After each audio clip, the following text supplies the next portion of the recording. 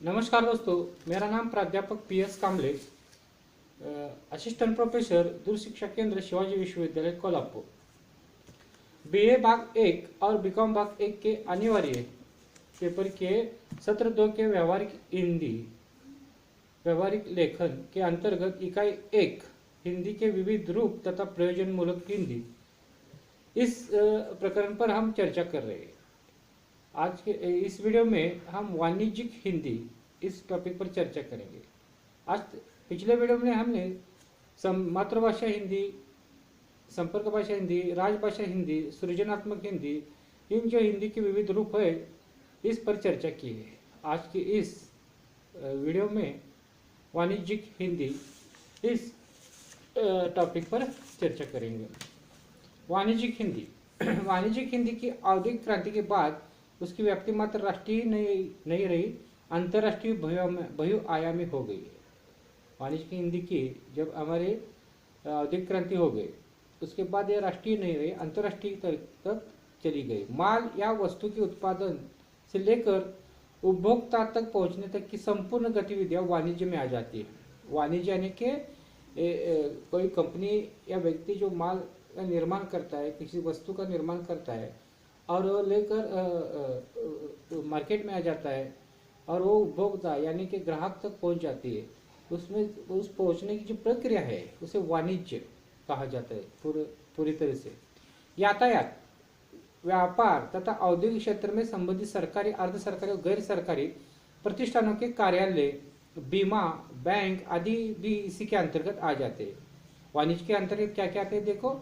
यातायात यानी कि दळणवळण, व्यापार तथा औद्योगिक क्षेत्र में संबंधित सरकारी, अर्ध सरकारी या गैर सरकारी प्रतिष्ठानों के कार्यालय, बीमा, बैंक आदि भी इसी के अंतर्गत आ जाते हैं। व्यावसायिक संप्रेषण के अंतर्गत पत्र व्यवहार तथा विज्ञापन, उसकी उप प्रवृत्तियां के कुछ मिलाकर वाणिज्य व्यापारिक हिंदी या व्यवहार क्षेत्र के अति व्यापक एक विषय है। वाणिज्यिक हिंदी की विशेषता इस प्रकार है। तो जो माल उत्पन्न होता है, उत्पन्न होकर जो कंपनी या व्यक्ति उत्पन्न करते हैं वो माल ग्राहक तक पहुंचाते हैं। उस प्रक्रिया के अंतर्गत जो भी प्रक्रिया होती है उसे वाणिज्य कहते हैं। उसके साथ साथ यातायात, बैंक, बीमा, कार्यालय ये भी उसके अंतर्गत आ जाते हैं। यानी कि वाणिज्य हिंदी की विशेषता क्या है, इन 3 मुद्दों पर हम देखेंगे। विभिन्न स्रोतों की शब्दावली, ये 3 मुद्दे। विभिन्न स्रोतों की शब्दावली पहली विशेषता है। दूसरे, उप प्रवृत्तियों के रूप अनुरूप भाषिक संरचना, उप प्रवृत्तियों के रूप अनुरूप भाषिक संरचना। और तीसरा है जनसंचार माध्यमों की हिंदी। इन 3 मुद्दों पर आज के इस वीडियो में हम चर्चा करेंगे। विभिन्न स्रोतों की शब्दावली। वाणिज्य हिंदी में पारिभाषिक, अर्ध पारिभाषिक तथा सामान्य शब्दों का प्रयोग होता है। पारिभाषिक, अर्ध पारिभाषिक और सामान्य शब्द, यानी पारिभाषिक शब्द होते ही उसके साथ सामान्य शब्द जो जन सामान्य को समझ में आ जाए, उनको तक विज्ञापन पहुंच जाए।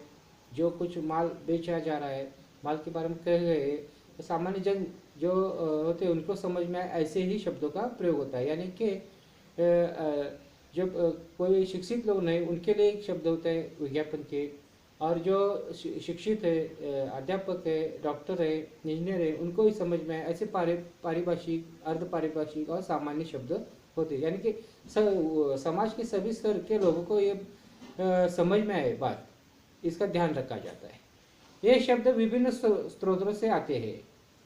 ये शब्द जो आते हैं विभिन्न स्रोतों से आते हैं। कौन कौन से हैं, जैसे परंपरागत, यानी कि हिंदी के जो विकास हुआ है आदिकाल, मध्यकाल, रीतिकाल, आधुनिक काल में, वो जो शब्द थे वो परंपरा से आए हुए भी शब्द होते। तत्सम यानी कि उसके जैसे, संस्कृत से आए हुए। देशज यानी कि अपने।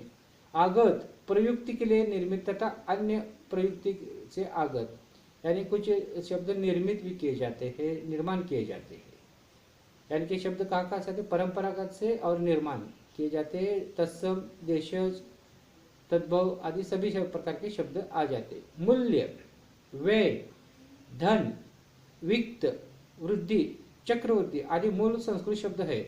यानी कि संस्कृत शब्द तस वो चले आ गए हैं हिंदी में कौन कौन से देखो, मूल्य, व्यय, धन, वित्त, वृद्धि, चक्रवृद्धि आदि, जो अन्य भारतीय भाषाओं में भी प्रचलित है। ये शब्द अन्य भारतीय भाषाओं में प्रचलित है। वाणिज्य प्रयुक्ति संबंधी बैंक, विमा, यातायात तथा सरकारी कार्यालयों से है। विक्रय क्षेत्र के अंतर्गत जहाँ एक और सामान्य शब्दों का प्रयोग होता है, विक्रय क्षेत्र यानी कि जहाँ उस माल की बिक्री की जाती है, वो क्षेत्र में सामान्य शब्दों का प्रयोग किया जाता है, यानी कि सामान्य जन को ये शब्द समझ में आ जाए। तो विज्ञापन के रूप में इसका संबंध जन संचार माध्यमों से आ जाता है। ये शब्द विज्ञापन यानी कि एडवर्टाइज के लिए जन सामान्य के जो शब्द होते हैं, माध्यम होते, उनके शब्द के अनुसार विज्ञापन किए जाते हैं। उस क्षेत्र से संबंधित शब्दों का प्रयोग होता है। यानी कि विक्रय क्षेत्र में सामान्य शब्द और विज्ञापन क्षेत्र के जन संचार माध्यमों में जो शब्द आते हैं वो परंपरा से पारिभाषिक शब्द आ जाते हैं, वो सभी को समझ में आते हैं। दूसरा मुद्दा है उप प्रयुक्तियों के अनुरूप भाषिक संरचना। ये क्या है, इसको देखेंगे। वाणिज्य व्यवसाय में वस्तु उत्पादन यानी कि वस्तु के उत्पादन किया जाता है, निर्मित किया जाता है। यातायात, विक्रय और विज्ञापन से संबंधित भाषा रूपों का प्रयोग करना पड़ता है। यानी कि वाणिज्य व्यवसाय जो व्यापार है, उसके लिए वस्तु उत्पादन की जाती है। यातायात यानी कि द्रव्य यहाँ से वहाँ लिए जाते हैं वस्तु को। विक्रय यानी कि जो बेचा जाता है। विज्ञापन यानी कि एडवर्टाइज यानी कि जो बात है कहने की लोगों तक पहुँचाने के लिए विज्ञापन किए जाते हैं। इस संबंधित भाषा रूपों का प्रयोग किया जाता है। जो ये सब ये क्रिया है, इसके संबंधी ही भाषा का उपयोग किया जाता है वाणिज्य हिंदी में। इसमें भी कार्यालयीन, प्रबंधक, पत्राचार, विज्ञापन की भाषिक संरचना एक दूसरे से पृथक होती है। व्यापार के लिए जो भाषा होती है और जो कार्यालय के लिए भाषा होती है वाणिज्य की, एक दूसरे से अलग होती है, पृथक होती है। कार्यालयीन, पत्राचार आदि के लिए। प्रबंधन में कार्यालय की शैली का प्रयोग किया होता है। प्रबंधन यानी कार्यालय में कार्यालय शैली का उपयोग होता है, ऑफिस शैली। साथ ही वही खाता, लेखन आदि की अपनी संरचना होती है। साथ ही जब आप व्यवसाय करते हैं, व्यापार करते हैं, जो खाता लिखते हैं या माल की नोंद करते हैं, तो उसकी संरचना अलग होती है। पत्राचार की भी कई शैलियाँ होती है। व्यापार के लिए जो पत्राचार होता है उसकी भी अनेक शैलियाँ होती है। विज्ञापन की भाषा आकर्षक होती है। यानी व्यापार के लिए, वाणिज्य व्यवसाय के लिए विज्ञापन जो एडवर्टाइज की जाती है उसकी भाषा आकर्षक होती है। यानी कि हर जो इनकी जो प्रक्रिया है व्यापार की, जो सोपान है, इसकी भाषा अलग अलग होती है। यानी कि वाणिज्य वस्तु उत्पादन, यातायात, बिक्री, विज्ञापन संबंधी भाषा अलग अलग होती है।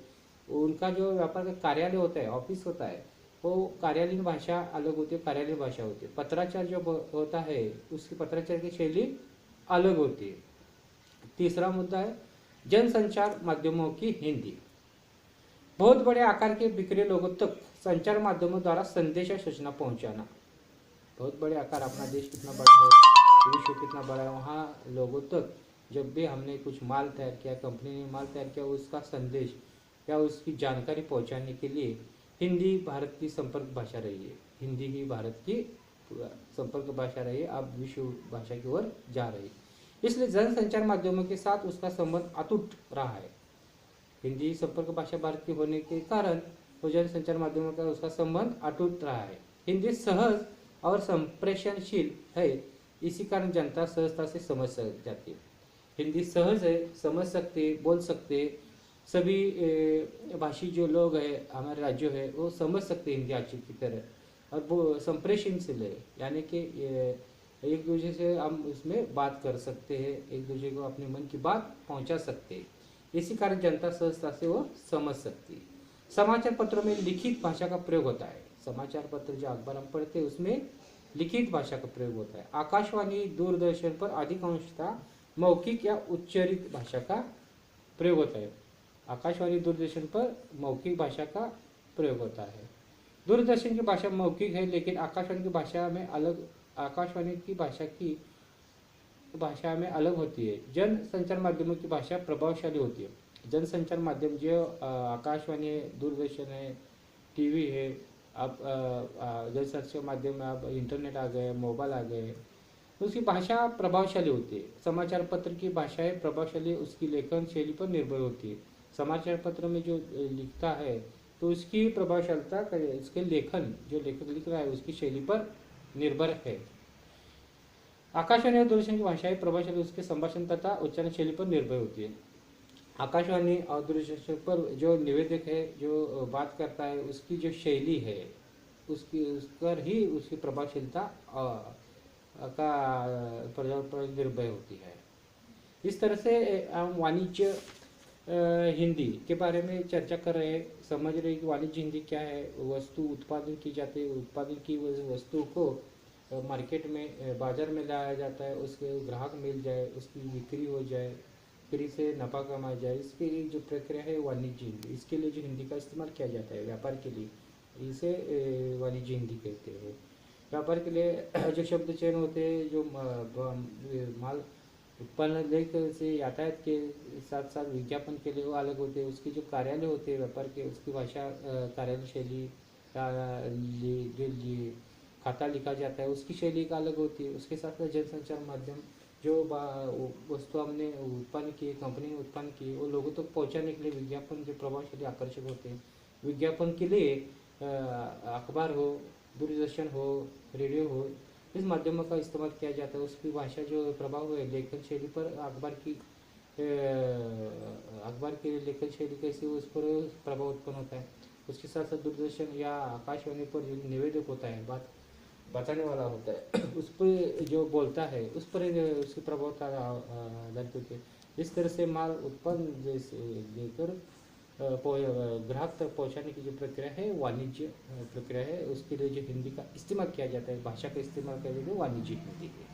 इस तरह हिंदी का ये रूप हमने यहाँ देखा। धन्यवाद।